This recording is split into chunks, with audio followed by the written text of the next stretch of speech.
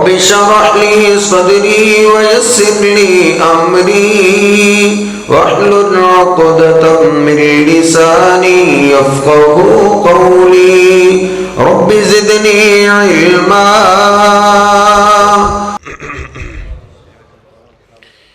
إن الحمد لله نحمده ونستعينه ونستغفره ونؤمن به ونتوكل عليه ونعوذ بالله من شرور أنفسنا ومن سيئات أعمالنا. من يهده الله فلا مضل له ومن يضلله فلا هادي له.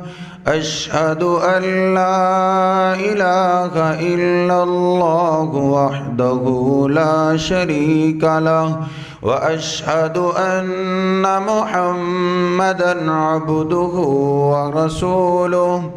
اللهم صل على محمد وأزواجه وذريته كما صليت على آل إبراهيم وبارك على محمد وأزواجه وذريته كما باركت على آل إبراهيم إنك حميد مجيد. رب اشرح لي صدري ويسر لي أمري واحلل عقدة من لساني يفقه قولي رب زدني علما. سبحانك لا علم لنا إلا ما علمتنا إنك أنت العليم الحكيم. أما بعد فإن خير الحديث كتاب الله وخير الهدي هدي محمد صلى الله عليه وسلم وشر الأمور محدثاتها وكل محدثة بدعة وكل بدعة ضلالة وكل ضلالة في النار. أعوذ بالله السميع العليم من الشيطان الرجيم من همزه ونفخه ونفسه. بسم الله الرحمن الرحيم. يا أيها الذين آمنوا اتقوا الله حق تقاته ولا تموتن إلا وأنتم مسلمون. يا أيها الناس اتقوا ربكم الذي خلقكم من نفس واحدة وخلق منها زوجها وبث منهما رجالا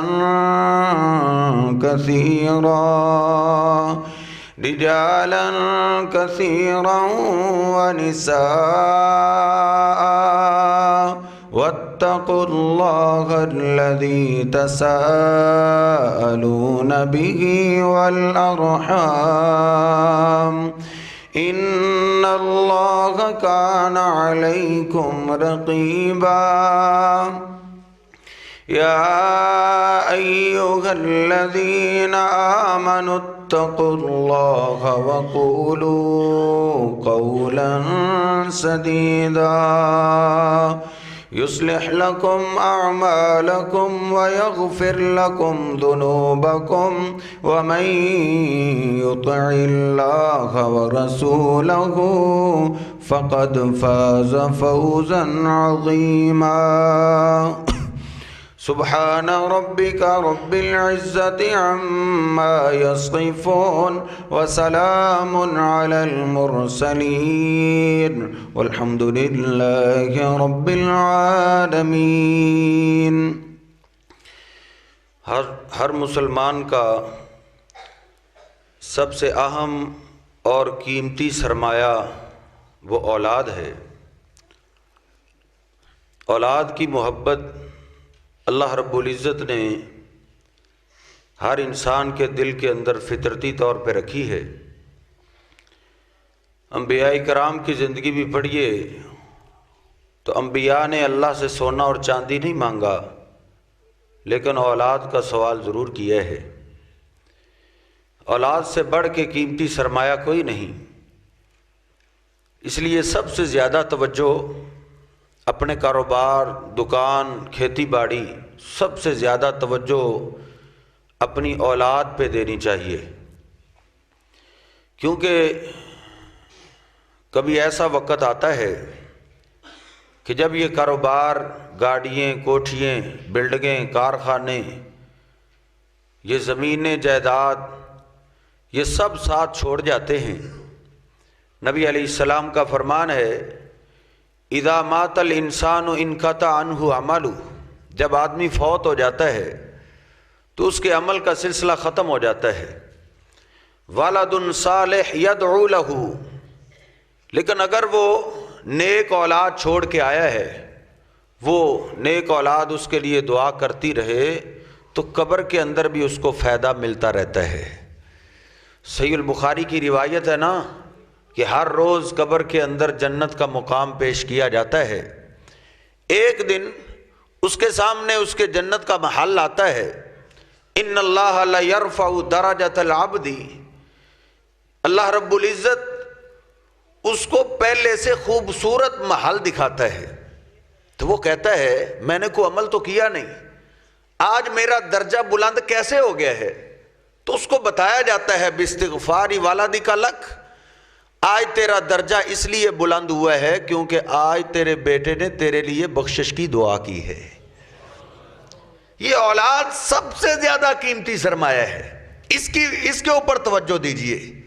سیدنا معاذ ابن جبل رضی اللہ تعالیٰ فرماتے ہیں، حالانکہ یہ وہ صحابی ہیں نبی علیہ السلام نے جن کو کہا تھا واللہ انی لأحبک یا معاذ، اے معاذ اللہ کی قسم میں تجھ سے محبت کرتا ہوں۔ ساری دنیا نبی علیہ السلام کو کہتی ہے اور نبی علیہ السلام سیدنا معاذ کو کہہ رہے ہیں، اور یہ وہ معاذ ہیں جن کے بارے میں نبی علیہ السلام نے فرمایا ان معاذ یاتی یوم القیامت امام العلماء، کل قیامت کا دن ہوگا، الگ الگ گروہ بن جائیں گے، یہ تاجروں کا گروہ ہے، یہ دین کے طالب علموں کا گروہ ہے، یہ علماء کا ہے، یہ مبلغین کا ہے، ہر طبقے علیحدہ ہو جائیں گے۔ آقا فرماتے ہیں جو علماء کا گروہ ہوگا ان کا قائد اور لیڈر اللہ میرے معاذ کو بنا دے گا۔ سیدنا معاذ کہتے ہیں مجھے نبی علیہ السلام نے جو خاص 10 نصیحتیں کی ہیں ان میں سے 3 نصیحتیں صرف اولاد کے معاملے میں کی۔ آقا فرماتے ہو معاذ انفق علی اہلک من طولک، اے معاذ اپنی اولاد کی تربیت میں کنجوسی سے کام نہیں لینا، بلکہ دولت کو خرچ کرنا ہے اولاد کی تربیت میں، گھر کو سنوارنے میں دولت خرچ ہو جائے اس میں کنجوسی سے کام نہیں لینا، دولت کو خرچ کر دینا۔ دوسری نصیحت ولا ترفع عنہم عصاک ادبا، اے معاذ اپنی اولاد سے ڈنڈے کو دور نہیں کرنا، ڈنڈا دکھاتے رہنا، مارنا نہیں، صرف اپنی اولاد کو ڈنڈا دکھاتے رہنا واخفہم فی اللہ، اور ان کو صرف ڈنڈے کا ہی ڈر نہ ان کے دلوں میں ڈال دینا بلکہ وقتاً فوقتاً ان کو اللہ سے ڈراتے رہنا۔ یہ اللہ رب العزت کی امانت ہے ہمارے پاس، اس کے بارے میں پوچھا جائے گا، ماں سے باپ سے الگ الگ پوچھا جائے گا کہ اپنی اولاد کی تربیت میں آپ نے کیا کردار ادا کیا تھا۔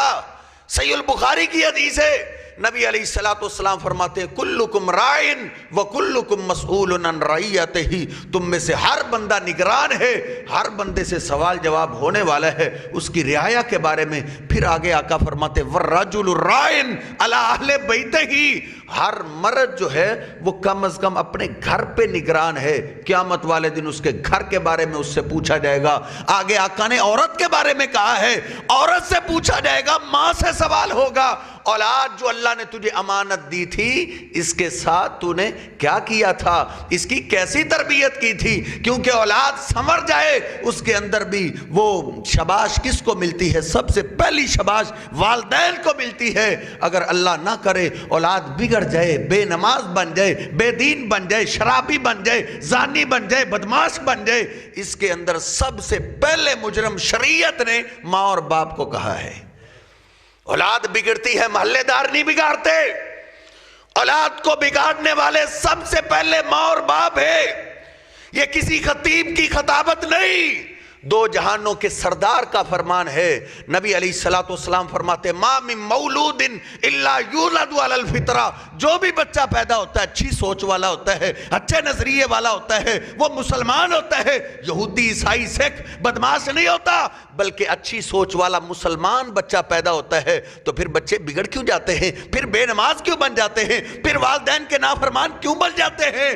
پھر بے دین کیوں بن جاتے ہیں؟ مسجدیں ان کو اچھی کیوں نہیں لگتی؟ دو جہانوں کے سردار فرماتے بچہ تو بڑا سمجھدار تھا، بچہ تو بڑا ہی مسلمان تھا، بچہ تو بڑا ہی اللہ اور اس کے رسول کا فرما بردار تھا۔ فَأَبَوَاهُ يُحَوِّدَانِهِ أَوْ يُنَصِّرَانِهِ أَوْ يُمَجِّسَانِهِ، فیصلہ والدین پہ ہے، چاہے تو ان کو مسلمان بنا لیں، چاہے ان کو عیسائی بنا لیں، چاہے مسلمان بنا لیں، چاہے ان کو یہودی بنا لیں، چاہے مسلمان بنا لیں، چاہے سکھ بنا لیں، یہ فیصلہ سب سے پہلے والدین پہ ہے۔ اس لیے قیامت والے دن سب سے پہلے والدین سے پوچھا جائے گا، کیونکہ اولاد بگڑتی ہے سب سے پہلے مجرم والدین ہیں۔ عظیم حاصل پوری حافظہ اللہ تعالیٰ نے اپنی کتاب دروس المساجد کے اندر اپنے علاقے کا سچا واقعہ لکھا ہے کہ ایک ڈاکو کو پھانسی کا آرڈر ملا، اس کو پھانسی دینے لگے تو انتظامیہ نے پوچھا تیری کوئی آخری خواہش؟ آخری خواہش ہے تو وہ بیان کر سکتے ہو۔ اس ڈاکو نے جو اپنی آخری خواہش بیان کی، ذرا دل تھام کے سنیے گا، سارا عملہ حیران و شستر رہ گیا تھا۔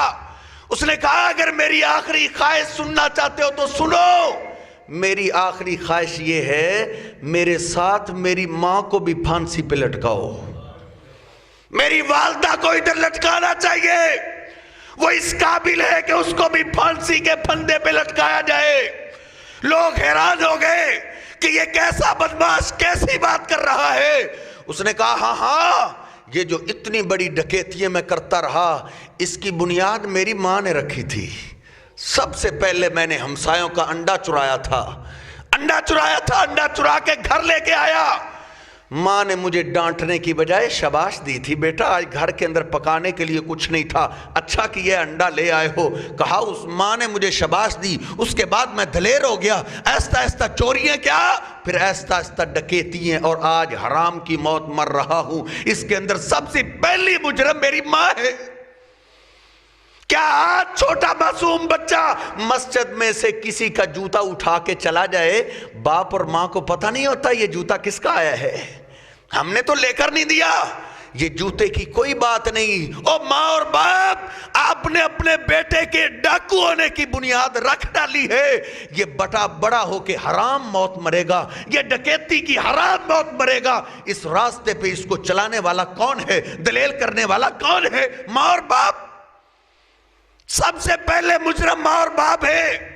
امیر المومنین عمر فاروق رضی اللہ تعالیٰ عدالت میں بیٹھے ہیں، ایک بوڑھا باپ آیا لاٹھی کے سہارے چلتا ہوا، آ کے دور سے ہی دہائیاں دیتا آ رہا ہے، ان ابنی یوکنی یا امیر المومنین، ہائے امیر المومنین میرے بیٹے کو پکڑ کے لایا جائے کیونکہ میرا بیٹا میرا نافرمان ہو گیا ہے۔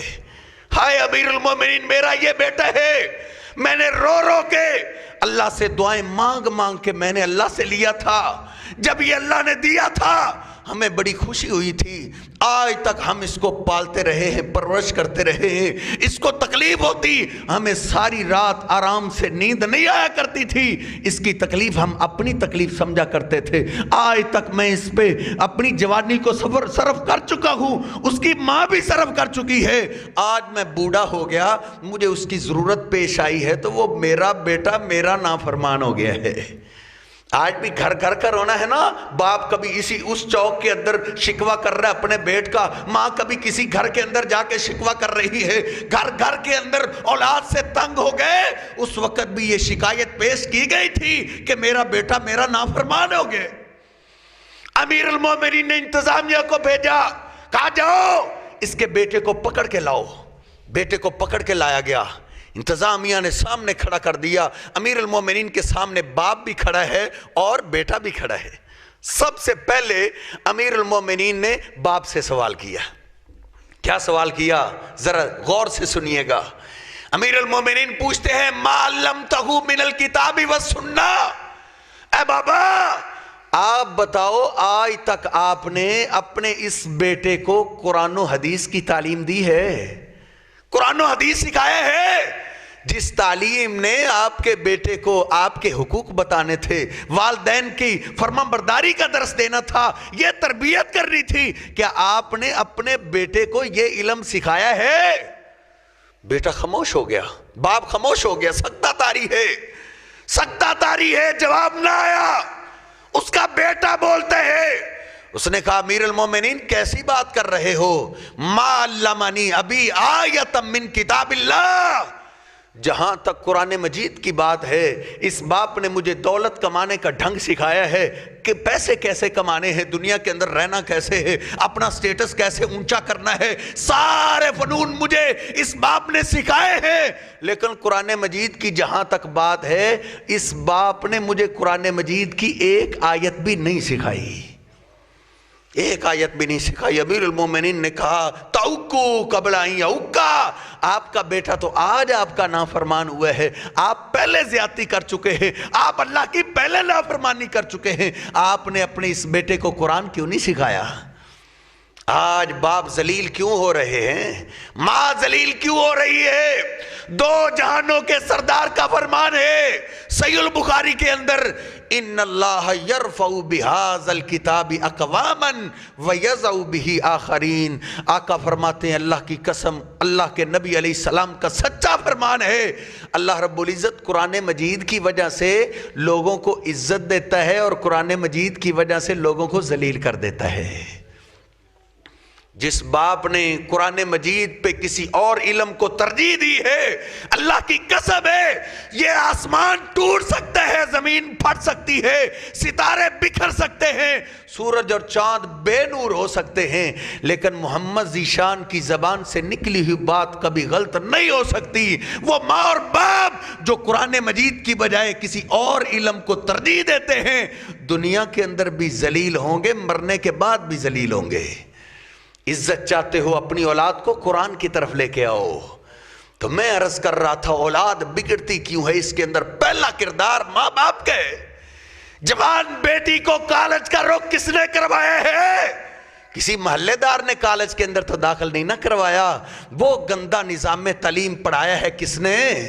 وہ نظام تعلیم، اللہ کی قسم اپنے گاؤں کے ماسٹر پروفیسر جو پڑھے لکھے ان سے پوچھئے گا، اتنا گندا نظام تعلیم ہے کوئی باغیرت باپ اپنے بیٹے اور بیٹی کو نہیں پڑھا سکتا، اتنا گندا۔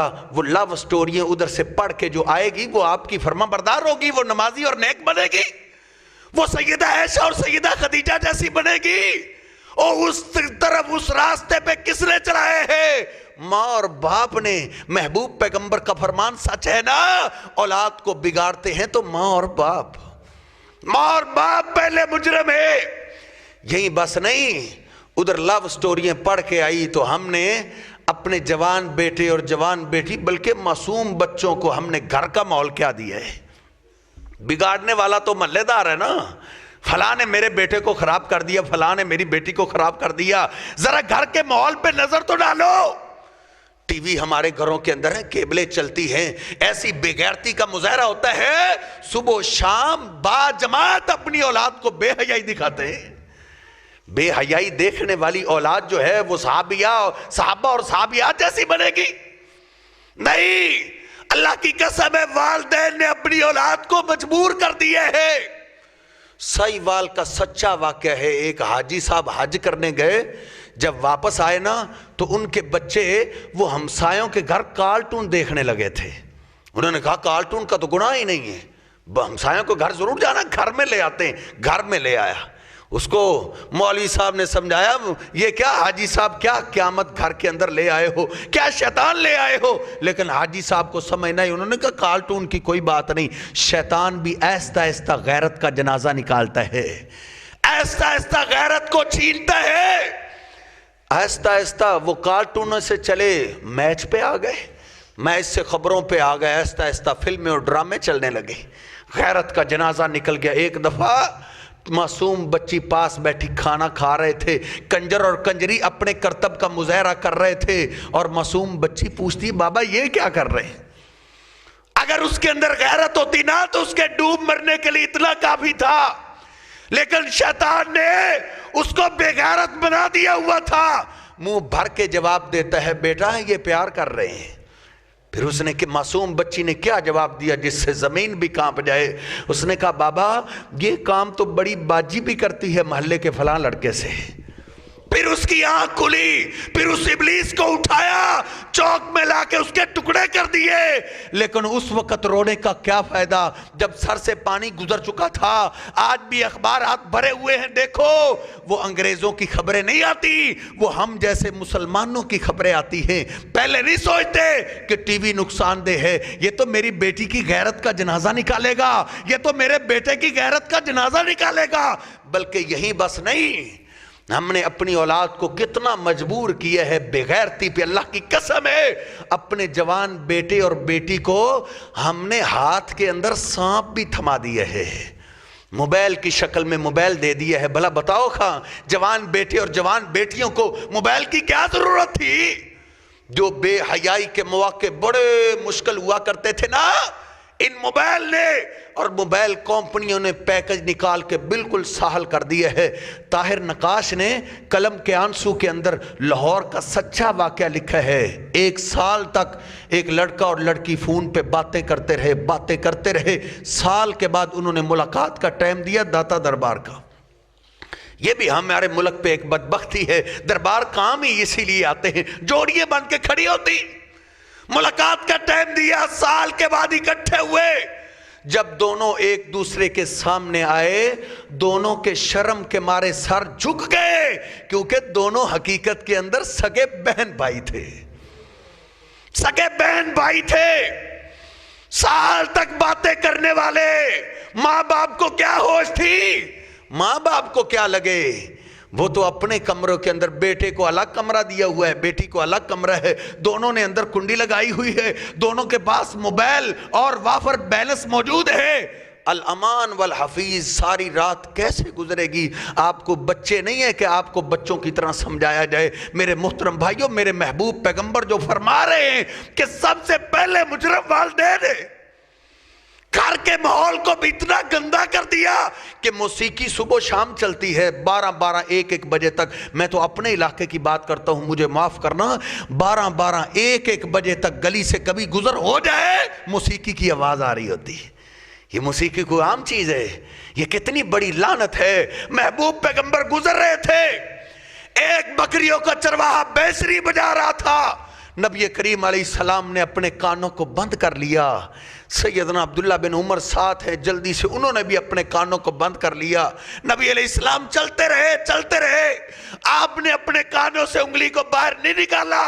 کہا عبداللہ اپنی انگلیوں کو باہر نکال کے دیکھو، یہ موسیقی بانسری کی آواز آ رہی ہے۔ کہتے ہیں میں نے کہا اب نہیں آ رہی۔ پھر نبی علیہ السلام نے رکاوٹیں نکالی ہیں اور ساتھ تعلیم دی ہے، کل قیامت کا دن ہوگا، جو میرا امتی موسیقی اور گانا اور ساتھ سنتا رہا ہوگا نا، حساب کتاب بعد کے اندر شروع ہوگا، اس کا عذاب پہلے شروع ہو جائے گا، اس کا عذاب حساب سے پہلے شروع ہو جائے گا۔ کیا عذاب ہوگا؟ آقا فرماتے اس کے کانوں کے اندر سیسے کو آگ بنا کے ڈالا جائے گا، سیسے کو پگھار پگھار کے گرم کر کے سیسے کو آگ بنا کے اس کے کانوں میں ڈالا جائے گا۔ کس ظالم کو؟ جو موسیقی اور گانا سنتا رہا ہوگا۔ بلکہ نبی علیہ السلام تو فرمایا کرتے تھے ایک دور ایسا آئے گا گھر گھر کنجر ناچیں گے۔ پہلے لوگوں کی سمجھ میں یہ بات نہیں آتی تھی کہ مسلمانوں کے گھروں کے اندر گھر گھر کنجر کیسے ناچیں گے۔ آج آپ کے سامنے صورتحال ہے۔ آقا فرماتے یہ دور ایسا آئے گا موسیقی سنتے سنتے لوگ سوئیں گے، صبح اٹھیں گے کسی کا چہرہ بندر کا بنا ہوگا کہ خنزیر کی شکل بنا ہوگا۔ نبی کریم علیہ السلام فرماتے خسف و مسخ، جب کنجر عام ہو جائیں گے اور گانے والی کنجریے عام ہو جائے گی، اس وقت میرے کئی امتیوں کو زمین کے اندر دھنسا دیا جائے گا۔ ایک ساتھی مجھے ایک کلپ دکھا رہا تھا، یورپی ممالک کے اندر ایک کلب تھا جہاں ڈانس ہو رہا تھا، نیچے سے زمین پھٹی اور پورا کلب زمین کے اندر چلا گیا۔ وہ تو میرے محبوب پیغمبر کی دعا تھی، وگرنہ کام کب سے ختم ہو جاتا۔ آقا نے اللہ سے دعا کی تھی، اللہ جس طرح پہلی امتیں ایک دم تباہ ہو گئی تھی ساری کی ساری، ایسے میری امت کو ایک دم تباہ و برباد نہ کر دینا۔ موسیقی بہت بڑی لعنت ہے، اللہ کی قسم ہے۔ اس کے لیے نہ اللہ کی رحمت ہے نہ اللہ کے رسول کی رحمت ہے۔ مکہ فتح ہے، سارے مکہ والے سامنے موجود ہیں۔ نبی کریم علیہ السلام نے فرمایا آپ کے سامنے کون ہے؟ آپ کو پتھر مارنے والے، آپ کے راستے میں کانٹے بکھیرنے والے۔ نبی علیہ السلام کو ساری تکلیفیں یاد تھی۔ نبی کریم علیہ السلام نے کہا مکہ والو جاؤ، میں نے تم سب کو معاف کر دیا ہے۔ جب یہ معافی کی آواز مکہ کے اندر گونجی ہے، ایک اور آئے ہیں، کہا آقا کیا مجھے بھی معافی ہے؟ کہا یہ کون ہے؟ کہا آقا یہ وہ ظالم ہے جس نے آپ کی بیٹی کے پیٹ پہ پتھر مارا تھا، آپ کی بیٹی کو شہید کیا تھا۔ جانتے ہو نا ماں باپ کو اپنی اولاد کے، اپنی بیٹیوں کے دکھ بھولا نہیں کرتے۔ محبوب پیغمبر کی آنکھوں میں آنسو برس آئے، آپ کی داڑھی مبارک آنسوں سے تار ہو رہی ہے، اور آپ فرماتے ہاں ہاں میں نے تجھے بھی معاف کر دیا ہے۔ ایک اور آیا ہے، کہا مجھے بھی معافی ہے۔ یہ کون ہے؟ آقا یہ وحشی آیا ہے جس نے آپ کے چچا کو شہید کیا تھا، موصلہ کر دیا تھا، کان کاٹ دیے تھے، ناک کاٹ دیا تھا، ہونٹ کاٹ دیے تھے، آنکھوں کو نکال ڈالا تھا، پیٹ چاک کر دیا تھا۔ نبی علیہ السلام زاروں کی طرح رو رہے ہیں، اور آپ فرماتے ہاں ہاں میں نے اس کو بھی معاف کر دیا ہے۔ ہندہ آئی ہے، کہا اس کو بھی معاف کر دیا ہے۔ ایک صحابی رسول بھاگا ہوا آیا، کہا آقا آپ نے عبداللہ بن خطل کے بارے میں کہا تھا وہ جہاں ملے اس کو کاٹ ڈالو، اس کو ذبح کر دو، اس کو زندہ نہیں چھوڑنا۔ آقا میں اس کی تلاش میں نکلا تھا، کان ابن خطل معلق باستار الکعبہ، یہ صحیح البخاری کے الفاظ ہیں۔ عرض کرتا ہے آقا اس کو میں نے تلاش کر لیا ہے، وہ بیت اللہ کے غلاف کے ساتھ چمٹا ہوا ہے۔ یہ وہ بیت اللہ ہے اللہ رب العزت نے جس کے بارے میں کہا تھا من دخلہ آمنا، جو بیت اللہ میں داخل ہو جائے اس کو اللہ امن دے دیتا ہے۔ لیکن محبوب پیغمبر غصے میں آگے اٹھ کھڑے ہوئے، کہا جاؤ عبداللہ بن خطل جو بیت اللہ کے غلاف کے ساتھ چمٹا ہوا ہے اس کو ادھر ہی قتل کر ڈالو۔ اس کے لیے نہ اللہ کی رحمت ہے نہ اللہ کے رسول کی رحمت ہے۔ ایک صحابی کے شاگرد نے پوچھا تھا اس نے کیا جرم کیا تھا؟ سب کے لیے تو معافی کا اعلان ہو گیا تھا، اس کو اتنی سخت ترین سزا کیوں دی گئی تھی؟ کہا اس نے 2 لونڈیاں رکھی ہوئی تھیں، محبوب پیغمبر مکہ کے اندر قرآن مجید کی تلاوت لوگوں کو سنایا کرتے تھے اور یہ لونڈیوں سے گانا سنا کرتا تھا، مکہ والوں کو اس گانے کی طرف مشغول کیا کرتا تھا۔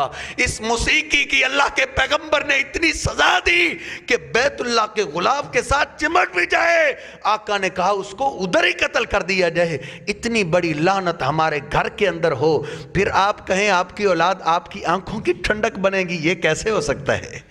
نہیں نہیں، آپ کے گھر سے قرآن مجید کی آواز آنی چاہیے، موسیقی کی نہیں۔ ہم مسلمان ہیں، یہ مسلمانوں کا گھر ہے۔ جب گھر کے اندر قرآن مجید کی تلاوت ہوتی ہے پھر الگ ہی کرشمہ بنتا ہے۔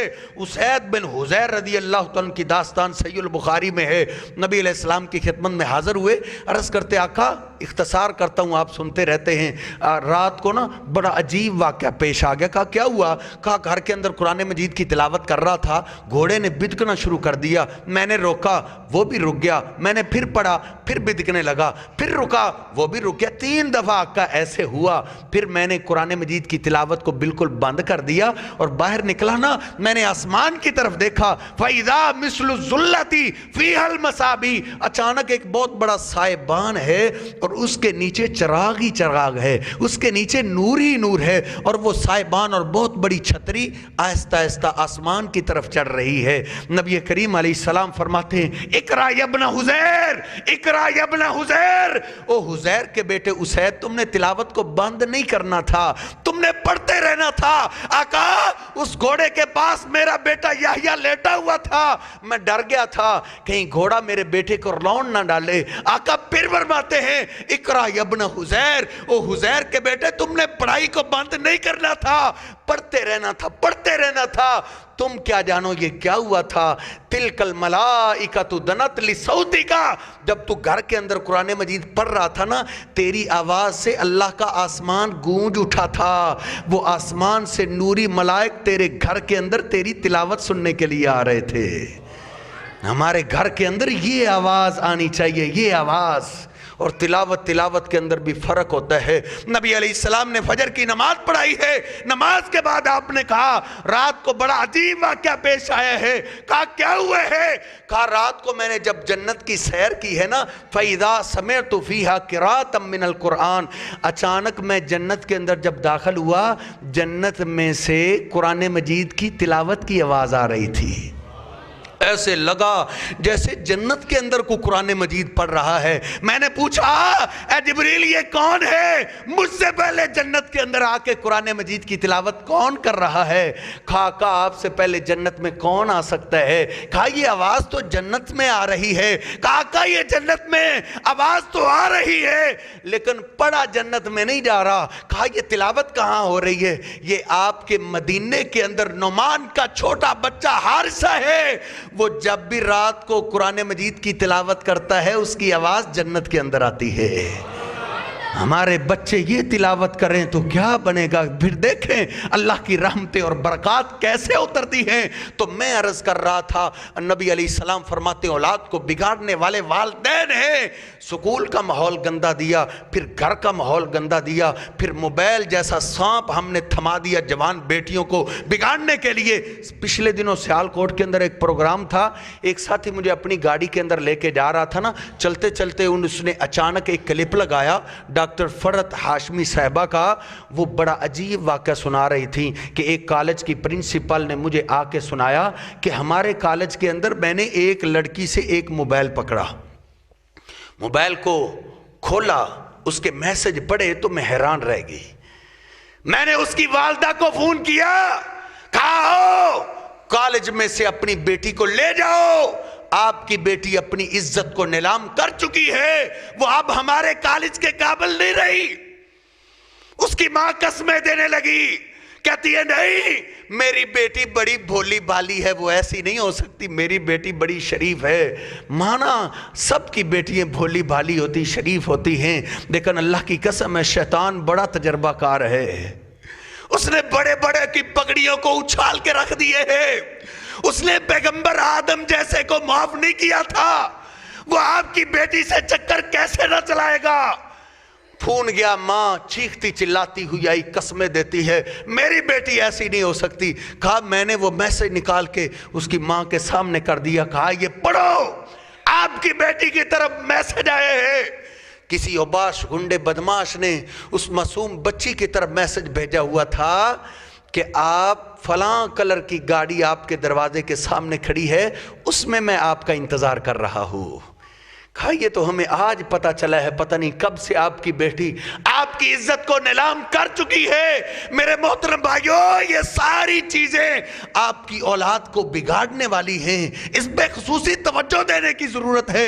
اپنی اولاد کی تربیت کے اندر سب سے زیادہ توجہ والدین کو دینی چاہیے۔ ان سے پوچھا جائے گا، اولاد کی تربیت کے حوالے سے 2 بنیادی باتیں عرض کر کے گفتگو کو ختم کرتا ہوں۔ کم از کم 2 باتوں پہ عقیدہ توحید کے بعد ضرور ضرور توجہ دیجئے گا۔ سب سے پہلی بات یہ ہے کہ اپنے بیٹے اور بیٹی کو سچ کی عادت ڈالنی ہے، جھوٹ کے قریب نہ آنے دیجئے گا۔ نبی علیہ السلام کا فرمان ہے علیکم بالصدق فإن الصدق یہدی الی البر وإن البر یہدی الی الجنہ۔ لوگو اپنی اولادوں کو، اپنے آپ کو سچائی کی عادت ڈال دو، کیونکہ سچ بندے کو لے ہی نیکی کی طرف جاتا ہے اور نیکی بندے کو جنت کی طرف لے جاتی ہے۔ آگے آقا فرماتے ہیں یاکم والکذب، اور جھوٹ کے قریب نہ آنے دینا۔ جھوٹ سے اپنے آپ کو بچاؤ، اپنی اولادوں کو بچاؤ، کیونکہ ان الکذب یہدی الی الفجور، جھوٹ بندے کو لے ہی گناہوں کی طرف جاتا ہے۔ آپ کا بیٹا جرم کرے گا جھوٹ کی بنیاد پہ، بیٹی گناہ کرے گی جھوٹ کی بنیاد پہ۔ 100 روپیہ چوری کر رہا ہے، کیوں؟ جھوٹ پہ، ماننا ہی نہیں۔ ڈکیتی کر رہا ہے، کوئی اور نماز چھوڑ رہا ہے، سنتے چھوڑ رہے ہیں، جھوٹ کی بنیاد پہ چھوڑے گا، کیونکہ بابا گھر آ کے پوچھیں گے نماز پڑھی تھی۔ جب اس کو پتا ہو مر جاؤں جھوٹ نہیں میں نے بولنا، مر جاؤں جھوٹ نہیں بولنا، ایسی تربیت والدین کرے، اللہ کی قسم ہے اولاد آنکھوں کی ٹھنڈک بنتی ہے۔ ایک محدث کی بات مجھے یاد آئی، کوفے کا باسی تھا، حجاج بن یوسف کے زمانے میں۔ حجاج بن یوسف کو اس کے بیٹوں پہ غصہ آیا، انتظامیہ کو بھیجا اس کے بیٹوں کو پکڑ کے لاؤ۔ انتظامیہ نے سارا علاقہ چھان مارا، بیٹے نہ ملے۔ کسی نے آ کے کہا او حجاج اگر تم اس کے بیٹوں کو تلاش کرنا ہی چاہتے ہو نا تو اس کے بوڑھے باپ سے پوچھ لو، اس نے کبھی زندگی کے اندر جھوٹ نہیں بولا، اس سے پوچھ لو تمہیں بتا ڈالے گا۔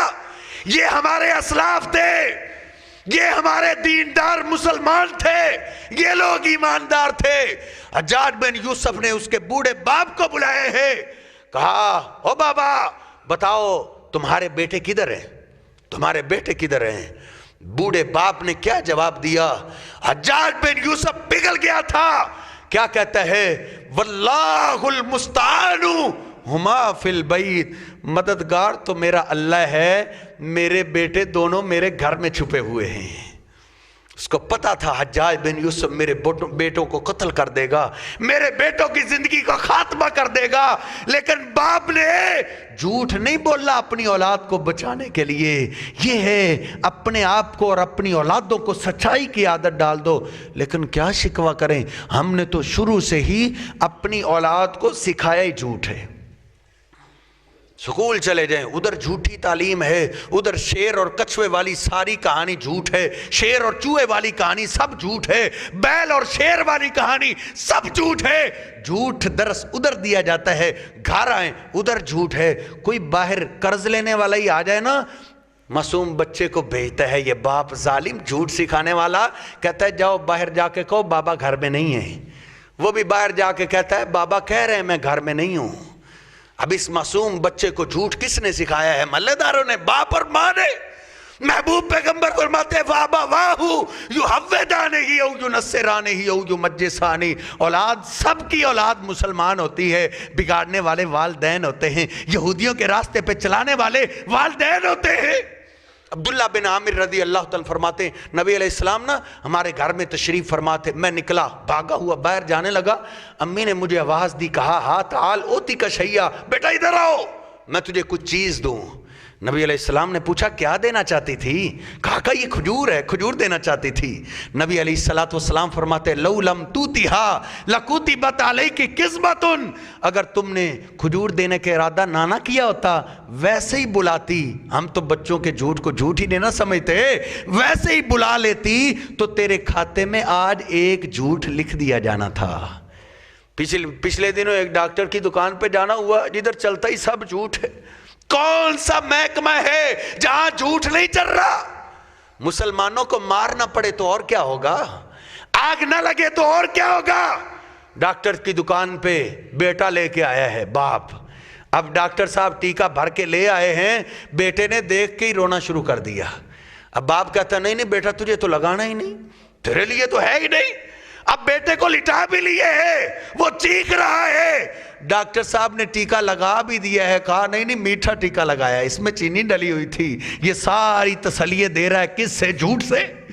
नबी करीम अलैहिस्सलाम फरमाते झूठ से अपने आप को, अपनी औलादों को बचा लो, क्योंकि झूठ गुनाहों की तरफ ले जाता है। जब गुनाहों की तरफ जाएगी औलाद बिगड़ जाएगी। और दूसरी और आखिरी पॉइंट कि अपनी औलादों को नमाज की आदत डाल दो।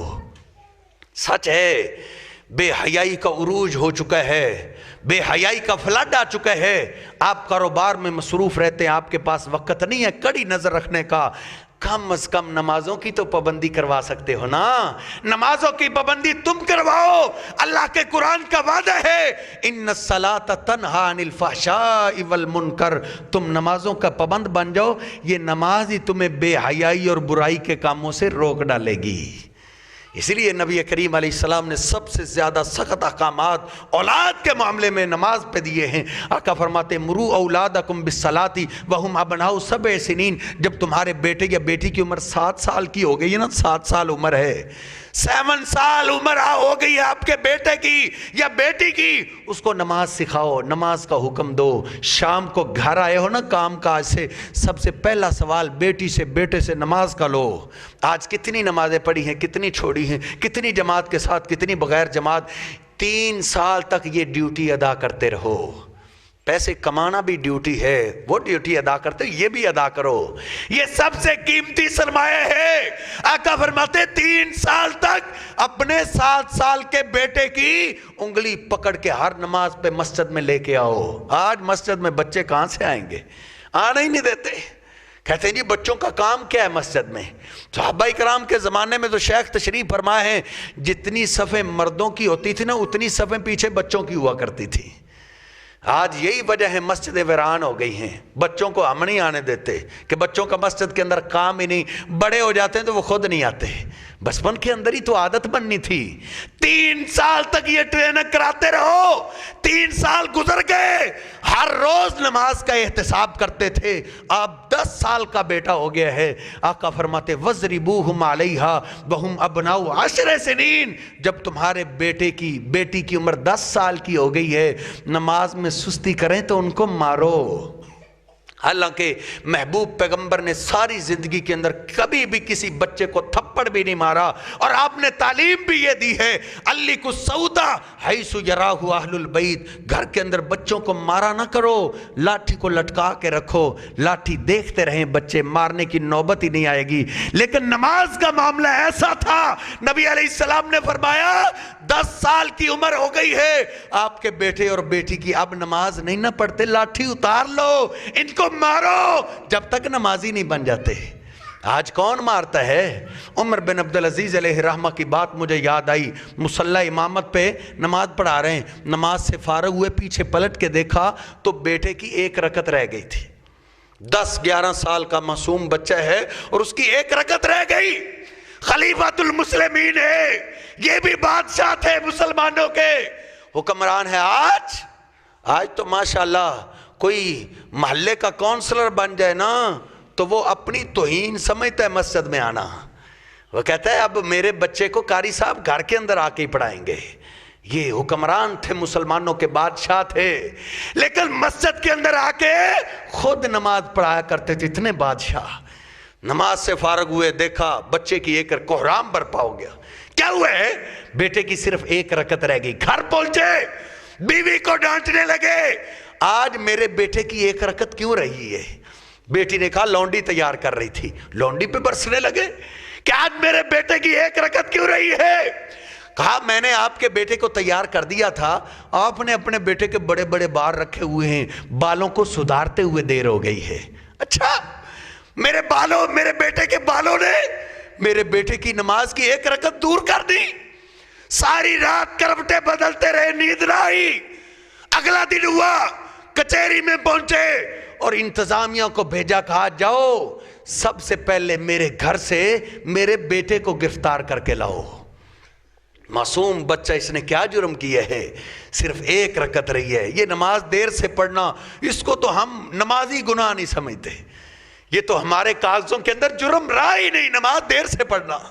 ये तो इसको कौन जुर्म समझता है? अल्लाह के इतना बड़ा जुर्म है, इतना बड़ा जुर्म है नमाज देर से पढ़ने की आदत ही बना देना। اتنا بڑا جرم ہے، محبوب پیغمبر فرماتے ہیں میرا دل چاہتا ہے اپنے مصلے پہ کسی اور کو کھڑا کر دوں۔ ابھی تک جو جماعت کے ٹائم گھر سے نہیں نکلے، جماعت میں شامل نہیں ہوئے، فَوْحَرِّكَ عَلَيْهِمْ بُيُوتَهُمْ، سپریم کورٹ کی روایت ہے، صحیح البخاری کے اندر موجود ہے۔ آقا فرماتے میرا دل چاہتا ہے دیر سے نماز پڑھنے والوں کے گھروں میں جاؤں اور ان کو زندہ ہی آگ لگا دوں۔ حالانکہ شیخ تشریف فرما ہے، پوچھئے مدینہ کے اندر ایک بھی کلمہ پڑھنے والا بے نماز نہیں تھا۔ ہاں کئیوں کی عادت تھی نماز دیر سے پڑھا کرتے تھے۔ دیر سے پڑھنے والے کے بارے میں یہ کیوں اتنی قیامت برپا ہو گئی ہے؟ کہا لا میرے بیٹے کو پکڑ کے لایا جائے۔ بیٹے کو پکڑ کے لایا گیا ہے، کہا حجام کو بلا کے لاؤ۔ حجام کو بلا کے لایا گیا، نائی کو لایا گیا ہے۔ حجام جب آیا ہے کہا یا حجام اہلک ابنی، اے حجام میرے بیٹے کے سر کو موڑ دو، یہ بال مجھے نہیں چاہیے، کیونکہ بالوں کی وجہ سے میرے بیٹے کا دین جا رہا ہے، بالوں کی وجہ سے میرے بیٹے کا اسلام جا رہا ہے، یہ بال مجھے نہیں چاہیے۔ آخری بات جس پہ بات کو ختم کریں گے، المعجم الصغیر طبرانی کے اندر اور مجموع الزوید کے اندر علامہ ہیثمی رحمہ اللہ نے اس واقعہ کو نقل کیا ہے کہ ایک باپ اور بیٹا روم کی جنگ کے اندر شریک تھے، اور بیٹے کو روم کے فوجیوں نے قید کر لیا۔ میرے استاد محترم شیخ عبداللہ ناصر رحمانی صاحب فرماتے ہیں کہ وہ باپ صحابی رسول تھا، صحابی رسول کا بیٹا روم کے فوجیوں نے قید کر لیا۔ صحابہ کہتے آج بھی کئیوں کے بیٹے گم ہو جائیں، ماں اور باپ روتے ہیں، کیوں؟ ناشتے کے ٹائم، دوپہر کے کھانے کے ٹائم، شام کے کھانے کے ٹائم، کہ پتہ نہیں ہمارے بیٹے نے کھانا بھی کھایا ہوگا کہ نہیں۔ صحابہ بیان کرتے ہیں اس صحابی کی ہم نے عجیب کیفیت دیکھی، جب مؤذن اذان کہتا تھا نا، اس کا باپ ٹھائیں مار کے رو پڑتا تھا، روتے ہوئے دعائیں دیتا تھا، ہا ابنی کیف یصلی، ہائے میرے بیٹے کی نماز کا کیا بنتا ہوگا، ہائے میرے بیٹے کی نماز کا کیا بنتا ہوگا۔ حتیٰ کہ صبر نہ کر سکا، روتا روتا ایک پہاڑی پہ چڑھتا اور دعا کرتا، اے اللہ میرا بس نہیں چل رہا، تو جانتا ہے جب سے میرے بیٹے کی عمر 10 سال کی ہوئی ہے آج تک میرے بیٹے نے ایک نماز بھی نہیں چھوڑی، اے اللہ میرا بس نہیں چل رہا ہے، اللہ تیرے لیے کوئی کام مشکل نہیں ہے، میری آواز کو میرے بیٹے تک پہنچا دے۔ مؤذن اذان کہہ رہا ہوتا، وہ پہاڑ کی طرف بھاگ رہا ہوتا اور پہاڑ کی چوٹی پہ چڑھ کے اپنے روم کی طرف اپنا چہرہ کر کے آواز دیتا، ابنی صلی صلاۃ فنا، ابنی صلی صلاۃ فنا، او بیٹا ہر کام کو چھوڑو، فلاں نماز کا ٹائم ہوا ہے، سب سے پہلے نماز پڑھ لو۔ پھر اللہ سے دعا کرتا، اے اللہ میری آواز کو میرے بیٹے تک پہنچا دے۔ ذرا تصور کیجئے ایسے باپ کے گھر کے اندر بیٹا بے نماز ہو سکتا ہے؟ ایسے صحابہ اکرام اپنی اولادوں کی تربیت کیا کرتے تھے، اسی لیے تو وہ ایسی وصیت بھی ایسی کرتے تھے نا، وصیت بھی ایسی کرتے تھے نا۔ ایک صحابی دنیا سے جا رہا ہے، زارو کتار رو رہا ہے، بیٹے کہتے ہیں بابا کیوں روتے ہو؟ آپ کو تو نبی علیہ السلام نے فلاں موقع پہ جنت کی بشارت دی، فلاں موقع پہ، فلاں موقع پہ، فلاں موقع پہ۔ بیٹے دلاسا دے رہے ہیں، باپ رو رہا ہے، کہتے ہیں او بیٹا، او میرے بیٹے قریب آؤ۔ بیٹے قریب ہوئے، کہا باپ کے تم حقوق جانتے ہو، اولاد کے ذمے بہت ہیں، اے میرے بیٹو میں تم سے اپنے سارے حقوق کے بدلے میں صرف ایک چیز مانگتا ہوں اور کچھ نہیں مانگتا۔ کہا بابا وہ کیا بات ہے؟ کہا اے میرے بیٹو جب میں فوت ہو جاؤں، میری روح پرواز کر جائے، مجھے غسل دے دیا جائے، کفن پہنا دیا جائے، میرا جنازہ پڑھا دیا جائے، مجھے اٹھا کے قبرستان لے جایا جائے، مجھے قبر کے اندر اتار دیا جائے، مجھ پہ مٹی ڈال دی جائے، مجھے دفن کر کے جب لوگ فارغ ہو جائے، اے میرے بیٹو جب لوگ واپس آ جائیں، تم نے واپس نہیں آنا، قوموا حول قبری، تم نے میری قبر کے ارد گرد کھڑے ہو جانا ہے، میرے لیے بخشش کی دعا کرتے رہنا، کرتے رہنا۔ اے میرے بیٹو میں تمہارا باپ ہوں، باپ کے بڑے حقوق ہیں، میرے لیے تمہیں جلدی بھی ہونا، کم از کم اتنی جلد اتنی دیر ضرور دعا کرتے رہنا، قدر ما تنحر الجزور ثم تقسم لحمها، جتنی دیر کے اندر اونٹ کو ذبح کیا جائے، پھر اس کی کھال کو اتارا جائے، پھر اس کے گوشت کو بنایا جائے، پھر اس کے گوشت کو تقسیم کیا جائے، جتنا وقت اس اونٹ پہ لگے گا نا، کم از کم اتنی دیر تم نے کھڑے ہو کے میری قبر پہ دعائیں کرتے رہنا ہے۔ اپنی اولادوں کو اس قابل بناؤ کہ تمہارے جانے کے بعد تمہارے لیے بخشش کی دعا کریں۔ دعا کریں گے تو ایسا صلہ ملے گا۔ نبی علیہ السلام فرماتے ہیں، طبرانی کی صحیح روایت ہے، ایک بندہ پہاڑ کے برابر نیکیاں دیکھے گا اور کہے گا انا لی ھذا، یہ نیکیاں تو میں نے کی نہیں، یہ کہاں سے آ گئی؟ اس کو بتایا جائے گا باستغفار ولدک لک، جب تو دنیا سے آیا تھا نا، نیک بیٹا چھوڑ کے آیا تھا، تیرے بیٹے نے تیرے لیے بخشش کی دعا کی، ہم نے تیرے زندگی کے سارے گناہ معاف کر دیے تھے، تیرے گناہ معاف ہو چکے تھے، لیکن تیرا بیٹا تیرے لیے بخشش کی دعا کرتا رہا، اب تیرے کھاتے میں گناہ ہی نہیں تھے، ہم گناہ معاف کرنے کے بدلے تیرے بیٹے کی دعا کو تیرے لیے نیکیاں بناتے رہے ہیں۔ ایسے اپنی اولاد کی تربیت کرو کہ آپ کے لیے صدقہ جاریہ بن جائیں۔ اللہ رب العزت سے دعا ہے، اللہ رب العزت مجھے اور آپ کو صحیح معنوں کے اندر اپنے گھروں کے ماحول کو اسلامی بنانے کی توفیق عطا فرمائے۔ اپنی اولاد کی تربیت میں خاصی توجہ دینے کی ضرورت بھی ہے، اللہ ہمیں توفیق عطا فرمائے۔ وَأَقُولُ قَوْلِي هَٰذَا أَسْتَغْفِرُ اللَّهَ لِي وَلَكُمْ وَلِسَائِرِ الْمُسْلِمِينَ۔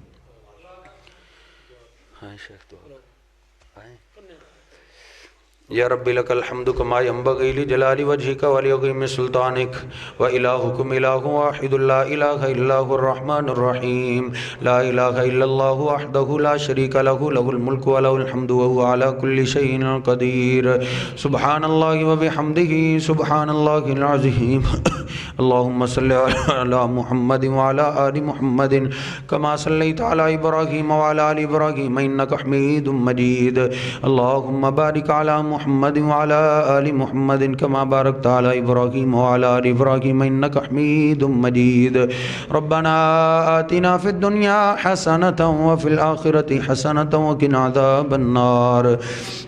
یا میرے اللہ جتنے بھائی تشریف فرما ہیں سب کا بیٹھنا قبول و منظور فرما۔ اے میرے اللہ جتنے بھائی تشریف فرما ہیں سب کی نیک حاجات پوری فرما۔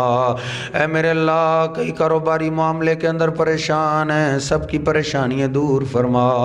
اے اللہ کئی اولاد کی وجہ سے پریشان ہیں، اے اللہ سب کی پریشانیاں دور فرما۔ اے میرے اللہ جن کے پاس اولاد ہے آنکھوں کی ٹھنڈک بنا، اے اللہ والدین کا فرما بردار بنا، نیک بنا، نمازی بنا، والدین کے لیے صدقہ جاریہ بنا۔ اے میرے اللہ کئی گلشن ویران ہیں تیری رحمت کو ترس گئے ہیں، اللہ جن کے پاس اولاد نہیں نیک صالح اولاد عطا فرما۔ اے مالکا جن کے پاس بیٹے نہیں نیک صالح بیٹے عطا فرما۔ اے میرے اللہ کئی مریض بیٹھے ہیں، کئی بیمار ہیں، کئی گھروں کے اندر تڑپ رہے ہیں، کئی ہسپتالوں کے اندر کروٹیں بدل رہے ہیں، سبھی تیری رحمت کے محتاج ہیں۔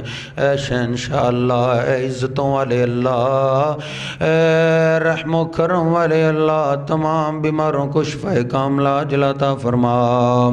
اے میرے اللہ دنیا کے اندر دواخانے تو بڑے ہیں لیکن شہنشاہ و شفا خانہ تو تیرے اے رحم والے اللہ، کرم والے اللہ، اپنی رحمت سے تمام کو شفا کاملہ عاجلہ عطا فرما۔ اے اللہ کئیوں کے والدین بیمار ہیں ان کو شفا کاملہ عاجلہ عطا فرما۔ اے میرے اللہ ایک ساتھی نے دعا کے لیے کہا وہ بیمار ہے، اللہ اس کو صحت کاملہ عاجلہ عطا فرما۔ اے میرے اللہ کئیوں کی اولادیں بیمار ہیں، کئی خود بیمار ہیں، اے شفا دینے والے اللہ سب کو شفا کاملہ عاجلہ عطا فرما۔ اے میرے اللہ سب کی ساری پریشانیاں دور فرما۔ اے میرے اللہ جن کے پاس والدین ہیں ان کو خدمت کرنے کی توفیق عطا فرما۔ اے میرے اللہ والدین کی خدمت کر کے جنت لینے کی توفیق عطا فرما۔ اے مالک کئیوں کے والدین تیرے پاس جا چکے ہیں، اللہ سب فوت شدگان کی قبروں کو نور سے منور فرما۔ اے اللہ سب موحدین کی قبروں کو جنت کے باغیچے بنا۔ اے اللہ سب کی بخشش فرما۔ اے میرے اللہ اگر نیک تھے تو ان کے درجات بلند فرما، اے میرے اللہ اگر گناہ گار تھے تو بندے ہی تیرے ہی تھے، اے اللہ تو اپنی رحمت سے ان کو معاف فرما۔ اے میرے اللہ ہمیں بھی جب تک زندہ رکھنا، ایمان کی حالت میں زندہ رکھنا، اے میرے اللہ جب موت آئے ایمان کی خوبصورت حالت کی شہادت کی موت نصیب فرما۔ اے میرے اللہ ہمارے ملک پاکستان کی حفاظت فرما، اے میرے اللہ تمام مسلمانوں کے ملکوں کی حفاظت فرما، یا میرے اللہ اس ہمارے باغیچے کی بھی حفاظت فرما۔ اے اللہ دہشت گردی کی ضد میں آ چکا ہے، اللہ تو حفاظتیں کرنے والا ہے، اللہ حفاظت فرما۔ اے اللہ ہم بڑے سیاکار بڑے گناہ گار ہیں، یہ ہمیں گناہوں کی سزا مل رہی ہے، اللہ تو معاف فرما۔ اے اللہ تو معافی کو پسند کرتا ہے، اے اللہ تو ہمیں معاف فرما۔ اے اللہ بڑے سیاکار بڑے خطا کار ہیں، دنیا کو چہرہ دکھانے کے قابل نہیں ہیں، اے اللہ تو غفور الرحیم ہے، تو ہمیں معاف فرما۔ اے اللہ جو ہم نے لوگوں کے سامنے گناہ کیے ہیں وہ بھی معاف فرما، جو لوگوں سے چھپ کے کیے ہیں وہ بھی معاف فرما، جو دن میں کیے ہیں وہ بھی معاف فرما، جو رات کو کیے ہیں وہ بھی معاف فرما۔ اے اللہ تو معافی کو پسند کرتا ہے، اللہ تو ہمیں معاف فرما۔ اے اللہ تو ہم سب کے معاملات کو درست فرما، یا میرے اللہ جو کچھ مانگ لیا ہے وہ بھی عطا فرما۔ اے اللہ ہم کم عقل ہیں، ہمیں مانگنا ہی نہیں آتا، بن مانگے ہی عطا فرما۔ اے میرے اللہ اس مسجد کو قیامت تک آباد فرما۔ اے میرے اللہ جن بچوں نے تیرے محبوب پیغمبر کی حدیث کو پڑھا ہے اللہ کامیاب فرما۔ اے اللہ ان بچوں کو دین کے لیے قبول فرما۔ اے اللہ ان بچوں کو امام بخاری بنا، اے اللہ ان بچوں کو امام مسلم بنا، اے اللہ ان کو قرآن و حدیث کا حافظ بنا، اے اللہ مبلغ اور دین کا عالم بنا، اے اللہ عالم بعمل بنا۔ اے میرے اللہ اس مسجد کو قیامت تک آباد فرما۔ اے میرے اللہ ہم کمزور ہیں، مساجد و مدارس کی تو حفاظت فرما۔ اے اللہ میرے مسلک کے علماء کی حفاظت فرما، اے اللہ میرے شیوخ کی محنتوں کو قبول فرما، اے اللہ علماء کی حفاظت فرما، طلباء کی حفاظت فرما، اے اللہ مساجد و مدارس کی حفاظت فرما۔ ربنا ظلمنا انفسنا وإن لم تغفر لنا وترحمنا لنكونن من الخاسرين۔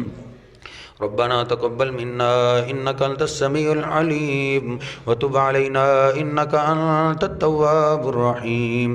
اللهم صل على محمد وأزواجه وذريته كما صليت على آل إبراهيم وبارك على محمد وأزواجه وذريته كما باركت على آل إبراهيم إنك حميد مجيد۔